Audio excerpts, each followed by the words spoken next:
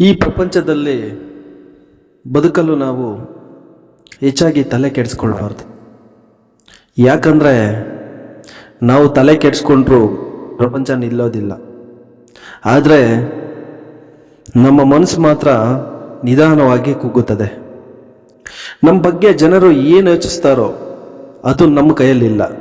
ಆದರೆ ನಮ್ಮ ಶಾಂತಿಯನ್ನು ಕಾಪಾಡಿಕೊಳ್ಳುವುದು ನಮ್ಮ ಕೈಯಲ್ಲಿದೆ. ಎಲ್ಲದಕ್ಕೂ ಪ್ರತಿಕ್ರಿಯಿಸಬೇಕಾಗಿಲ್ಲ. ಜೀವನದಲ್ಲಿ ಕೆಲವನ್ನಾದರೂ ಬಿಡಬೇಕು. ಮೌನವಾಗಿರುವುದು ಸೋಲಲ್ಲ, ಮೌನವಾಗಿರುವುದು ನಿಜವಾದ ಶಕ್ತಿ. ನೆನಪಿಡಿ, ನಿಮ್ಮ ಶಾಂತಿ ಕಳೆದುಕೊಂಡರೆ ಎಲ್ಲವೂ ಸೋತು ಹೋಗುತ್ತದೆ.